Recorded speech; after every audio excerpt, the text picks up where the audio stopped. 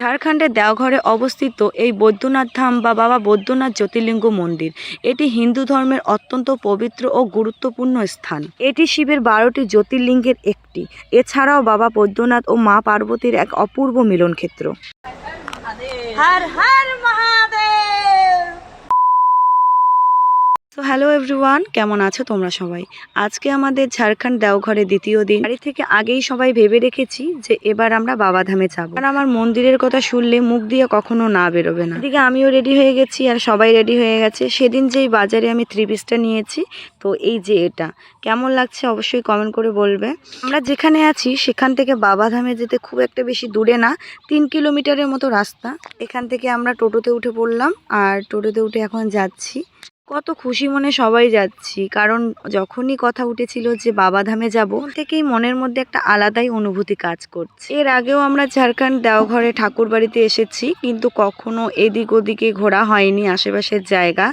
তো এবার যেহেতু আমরা 4 জন এসেছি, আমি, মা, দাদা, বৌদি, তাই ভেবে রেখেছি যে এবার আশেপাশে কিছু জায়গা ঘুরবো। প্রথমেই আমরা বাবার মন্দিরে এসে হাত পা ধুয়ে বাবার জন্য ফুল আর ঘটে করে জল কিনে নিলাম।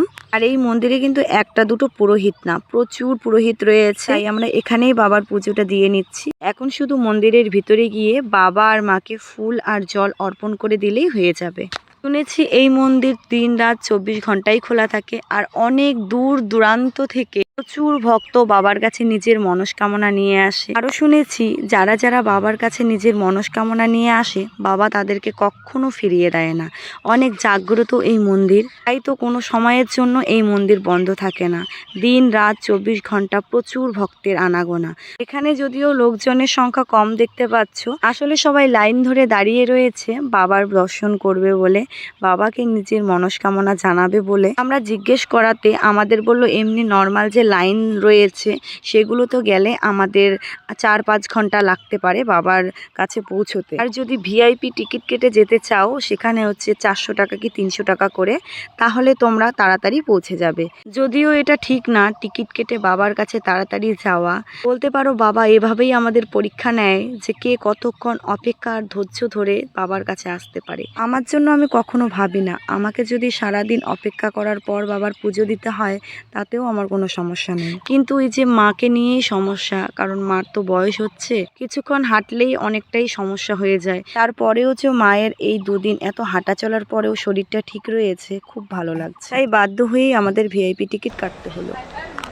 হর হর মহাদেব।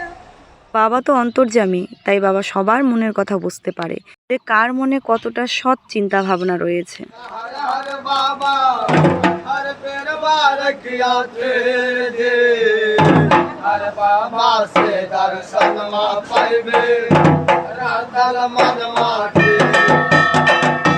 মন্দিরের মধ্যে ঢুকতেই আমাদের গায়ের লোমগুলো কিরকম দাঁড়িয়ে গেল। তারপরে মন্দির থেকে মা আর আমি দুজনেই কান্না করতে করতে বেরিয়ে পড়লাম। আসলে মন্দিরের ভিতরে এমন পরিস্থিতি হয়ে দাঁড়িয়েছে যে একজন আরেকজনের গায়ের উপরে যেন পড়ে যাবে। তারপরেও যে আমি বাবাকে ছুতে পেরেছি, বাবাকে প্রণাম করতে পেরেছি, বাবার মাথায় জল ঢালতে পেরেছি, এটা ভেবেই নিজেকে আর আটকাতে পারিনি। এটা বলতে পারো খুশির কান্না। কি ভালোই না লাগছিল যে এত লোকের ভিড়ে আমি ওখানে বাবাকে ছুতে পেরেছি, প্রণাম করতে পেরেছি, বাবার মাথায় জল ঢালতে পেরেছি। কারণ ওখানে একটা মানুষ সঠিকভাবে দাঁড়িয়ে থাকা অসম্ভব হয়ে পড়েছে। আমি জীবনে প্রথমবার এরম দেখলাম যে বাবার জন্য বাবার ভক্তরা পাগল হয়ে রয়েছে মন্দিরের ভিতরে। আর এই মন্দিরের আশেপাশে মূলত 21টি অন্যান্য দেবদেবীর মন্দিরও রয়েছে। আর এইদিকে যে সুতো বাঁধা রয়েছে, একটা মা পার্বতী আর একটা বাবার মন্দির। আমরা সবগুলো ঠাকুরকে প্রণাম করে নিলাম। বাবা আর মায়ের মন্দিরে তো পাই রাখা যাচ্ছিল না, তাই কোনো ভিডিও করতে পারিনি ভিতরে। আমাদের সবগুলো ঠাকুরকে প্রণাম করা হয়ে গেল। তারপর আমরা বেশ কিছু ফটো তুলে নিলাম। এখন আমরা রওনা দিব রুমের দিকে। অনেকটা সময় এখানে কাটালাম, মন্দির থেকে যেতে ইচ্ছে করছে না, তারপরেও তো যেতেই হবে। সত্যি কথা বলতে কারোরই মন্দির থেকে বাড়ি ফিরতে ইচ্ছে করে না। তারপরে আমরা এইদিকে এই দোকানে ঢুকলাম বাড়ির জন্য প্রসাদ নিতে। এখানে একটু প্রসাদ খেয়ে আমি আমার উপোস ভাঙলাম, সাথে একটু জলও খেলাম। সকাল থেকে উপোস ছিলাম বাবার মন্দিরে আসবো বলে। এইদিকে বাইরে বেরিয়ে আমি তোমাদেরকে দেখাচ্ছি যে আমার জামা কাপড়ের অবস্থা কি হয়েছে, কারণ আমি মন্দিরের ভিতরে একদম বসে পড়েছিলাম বাবার কাছে, কারণ না বসলে আমি কখন উল্টে পড়ে যেতাম কোনো ঠিক ঠিকানা নেই। জীবনে প্রথমবার এত বড় জাগ্রত বাবার মন্দিরে আমি এসেছি। আমার জীবন ধন্য। আমার আরও অনেক মন্দির ঘোরার ইচ্ছে, যদি বাবা চায় তাহলে অবশ্যই যেতে পারবো। এখানেও হয়তো বাবা চেয়েছে বলেই আসতে পেরেছি। এদিকে অনেক দিন থেকেই আমি বাবার মাথায় জল ঢালার জন্য একটা ঘট নিতে চাই, আজকে ফাইনালি নিয়ে নিলাম। দেন আমরা টোটোতে উঠে রুমের দিকে রওনা দিলাম। যেহেতু এদিকে রুমের থেকে ঠাকুর বাড়িটা আগে পড়ে আর এদিকে আনন্দবাজারেরও টাইম হয়ে গেছে, তাই সবাই বলছিল যে আগে আনন্দবাজারটা করে নিই, তারপরে রুমে গিয়ে কিছুক্ষণ রেস্ট নিয়ে আবার ঠাকুর বাড়িতে আসবো। এদিকে আজকেও আচার নিয়েছি ভাত দিয়ে খাওয়ার জন্য, বেশ ভালো লাগে ভাত দিয়ে আচার খেতে।